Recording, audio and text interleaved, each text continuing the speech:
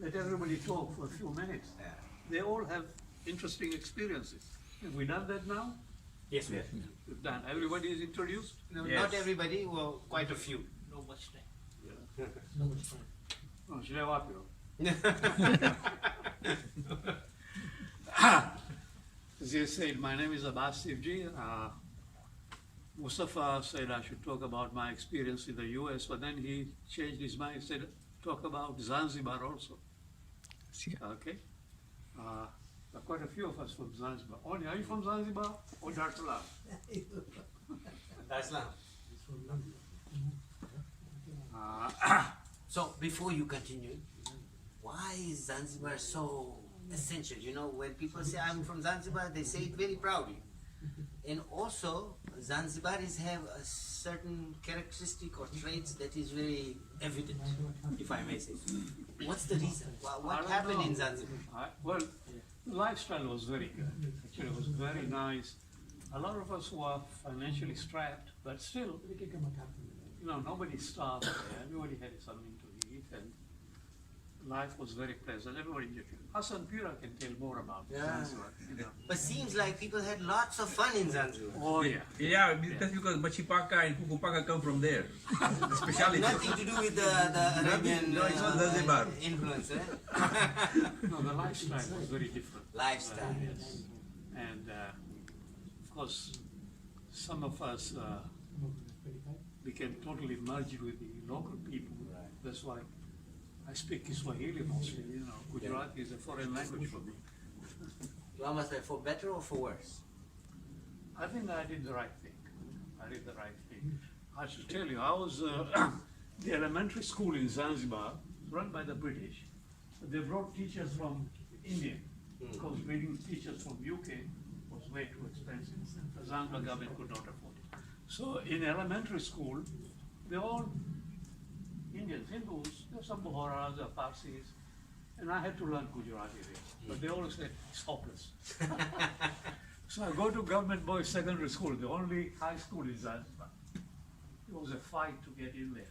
They took only 30 students per year out of the whole population of Zanzibar and Pemba.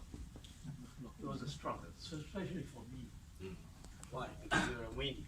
No, because you know, I was from a very poor family. My father died when I was 7 years old, so there was nobody to fight Support. for me. Anyway, I got in there and I go to a Gujarati class. You had to take a second language, that was required in high school. In addition to physics and everything, you had to have a second language. Most of the people went to Gujarati. Right. It was a Master Nayak there. Master Nayak was a Gujarati.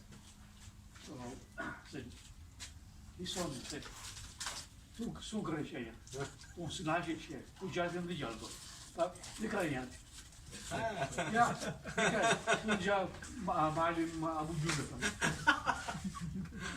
He threw me out from 9th grade, I'm 12th grade.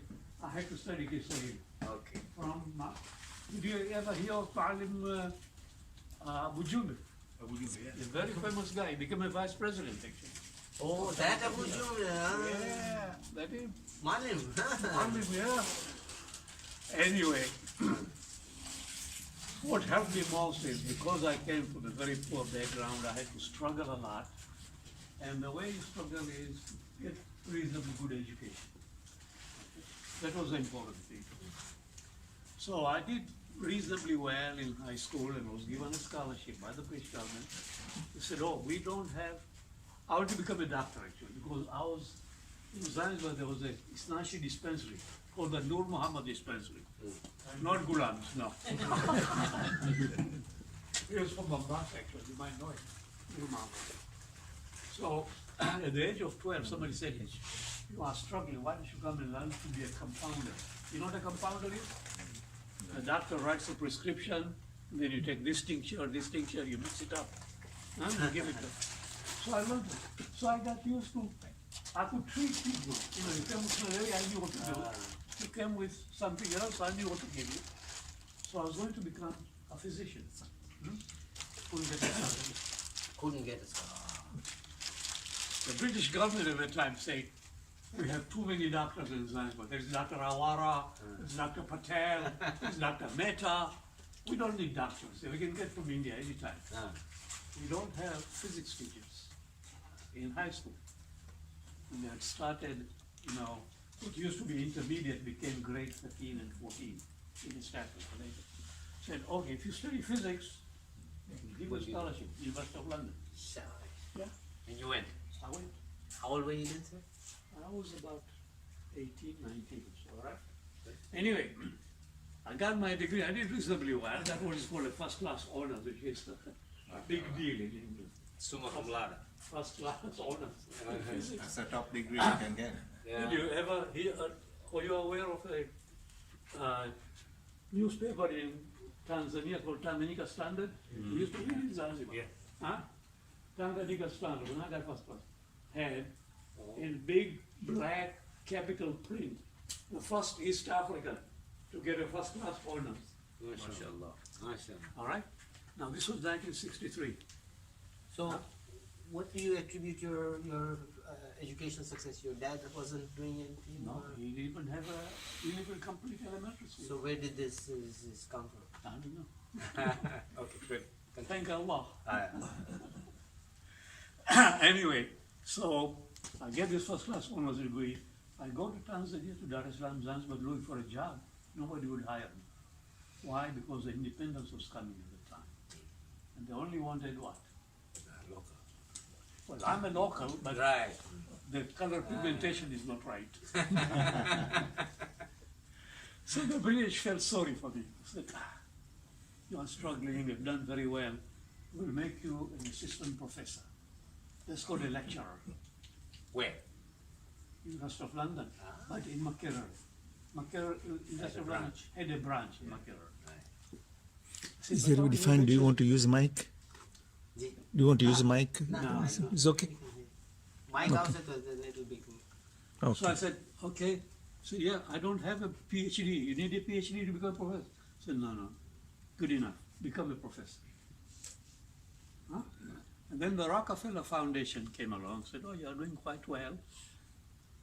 East Africa needs professors at the university, and granted, nobody is there at the moment.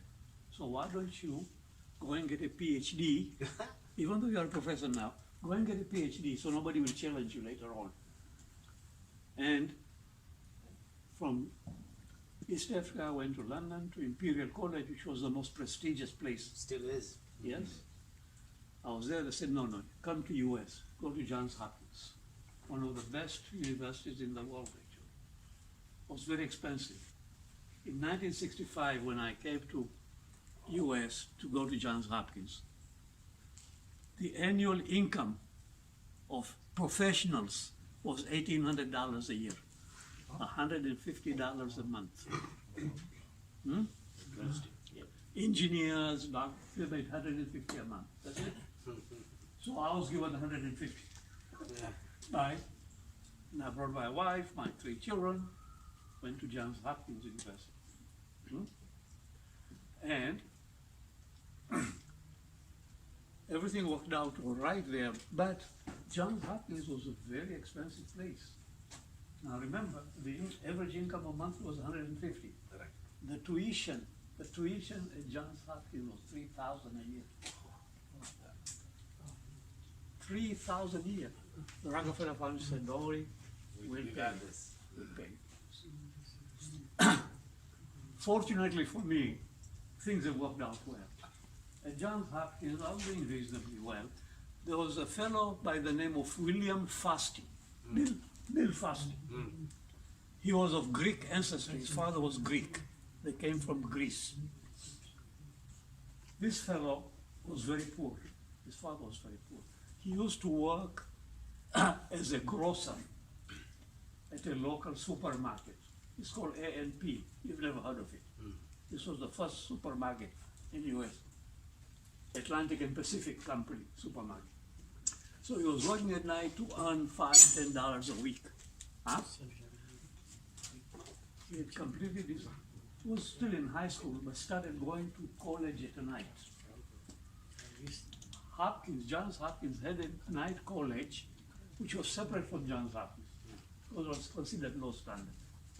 He went there and he did very, very well. So they said, you're doing so well, go to the day school and we'll pay your tuition. So he becomes an undergraduate while still he's in high school. He goes into as an undergraduate, he did so well, he was so smart. The United States, the war broke up at that time. This was 1933 or 35. World War? World War II. Okay? So the Air Force needed some special equipment. And this guy was working in something called electro-optics, which is a big thing at the time. So they said, okay, I know you're a student there, but we want you to become a director of the United States Air Force lab in Boston. Here's a young fellow who's in high school, became an undergraduate. That's a big job, right? A big job, was put into graduate school without finishing his bachelor's degree. Now, before he gets his PhD, the Air Force wants him. He goes to the Boston, runs a big, very prestigious lab there, okay? And while he's there, the war was doing well. We are doing quite well. Johns Hopkins calls him and says, why don't you come back here? You've done enough there. They are quite satisfied with your work. So he comes back, they make him a professor. Okay. Now think about it. This guy has not completed his high school. He doesn't have a bachelor's degree, doesn't have a master's. He's a professor. He takes me as he mentors me. He became my mentor. All right? So the guy was so smart that he had a lot of huge amount of research grant from the government, US government. And because of that, I got to travel to every part of the world on a NASA plane, which NASA owned. It was a jet aircraft called Convair 990, the first aircraft ever built. And NASA owned it. And I used to travel with Bill Fastly, go around the world several times. We are doing something special, all right? And that's what really opened me up to the world. That I got to see. That opportunity. It's just amazing. How old were you then, sir? I was about, let's see, 23, 44, yeah. Maybe, yeah. Anyway, so that is, rather than boring you with my own professional work, which is rather complicated, I'm telling you that life all depends upon the chances. No? Sometimes you don't know what is happening and wonderful things happen. Takdir. Exactly. So I graduated from Johns Hopkins. This was, I came in 65, I graduated in 1970. That may sound a little long for you, 5 years for a PhD after getting a bachelor's from University of London. Johns Hopkins had students who had been there 15 years and not completed their PhD. 15! So doing it in 5 years is considered pretty good, eh? So here I graduate, but I'm still not a citizen. I'm still a, just a resident of the country. Nobody would hire me because I'm not a citizen. And my work is defense related. It has to do with the Air Force, and so they would not hire me. I went to, I have a wife and 3 children. They wouldn't be, they would hire me to support me. Again, my good friend, my mentor, Bill Fastly, said, I know a Canadian guy. Now call him, see whether he can hire you as a temporary, something called PDF. Now, you may not be familiar with it. This is postdoctoral fellowship. You know that when you become a doctor in this country, you have to spend after your degree, you have to spend 3 years for training. And after that, if you want to become a specialist, you have to have a fellowship. Another 3 years. Cardiology, right? So that is what happened to me. Said, yeah, you have a fellowship. I went to a place called Saskatoon, Saskatchewan. Now remember, I come from Baltimore. It is a cold place. I mean, it snows. That. Saskatoon, Saskatchewan. Just amazingly cold. He knows it. He's got his daughter in Manitoba. This is Canada. No, oh, Canada. Saskatoon, Saskatchewan, yeah. Yeah, Excellent. and I got there as a postdoctoral fellow. And most of my work had to do in a place called, it's in Manitoba, very north, right at the lake there. One of the coldest place in the world. It's so cold that NATO, are you familiar with NATO? NATO? Yes. Huh? It's North Atlantic Treaty Organization. And the US is of course the leader of that. Okay. They used to bring their cold weapons for testing to this place where I was doing my work, or so forth. It was a rocket range, very famous rocket range. So I'm telling you all this is that the more important thing in life is there are a lot of challenges, you have to put up with a lot of difficulties, but somehow it works out. But Srinath is not here. He wanted me to say something about Antarctica. You know Antarctica, where is Antarctica? South Pole, North Pole, South. South Pole. South Pole. Okay. By the way, North Pole is in the ocean, you know that. There is no land at the North Pole. South Pole, there is land, even though you are 10,000 feet above the land, ice. 10,000 feet of ice. That's a mountain of ice. No, it's just flat. There is a mountain somewhere, but it's flat. Huh?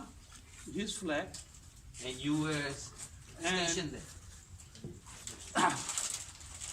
When I finished Saskatoon, Saskatchewan, the only place I could get some appointment as a professor was Fairbanks, Alaska, another cold place.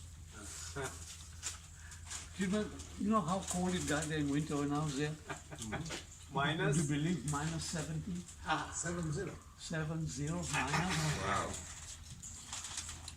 Global warming has changed it. Now it only gets to minus 30, minus 40. My daughter has been living there for 48 years in Fairbanks, Alaska. She's married to a local person. So anyway, when I was in Fairbanks, I had to do a lot of research. I had a very big lab, a lot of people, so I started writing a lot of proposals to the US government, and they funded me. Through the hard work, but after struggling, yes, I got a few $1 million, which at that time was a lot of money. And I started setting up stations throughout the world. I'm sorry I could not, I have a map here showing those stations, but I could not send it to Mustafa, it was too late. Okay? So I set up one in Greenland. You know where Greenland is? Yeah. Cold place, eh? What is the story you know about Greenland? It's a very interesting story. It's not green. It's definitely not green. Have you heard of the Vikings? Yes. They were really bad people, Yeah. murderers. Huh? The Vikings, Came from. they looted everywhere, right? But in their quest to go and fight and take things, they found an island very near Norway where they came from. It was, even though it is very, very further north, it was warm. Do you know why? How can it be warm? Very 70 degrees north. Do you know that the land we are sitting on here is not actually very firm? It is sitting on have you heard of plate tectonics? Tectonic plates, yeah. Yeah? So these surfaces are moving down, okay? And when two surfaces meet, there's a problem, seismic problem. And That's the seismic, earthquakes. and also there's a way of getting very deep when it is hot. Oh, it becomes. And therefore the heat from those two places come up. That's where they found this island. It was warm. But these Vikings did not want everybody to go to that place. Huh? They knew people were leaving, they wanted to find a better place.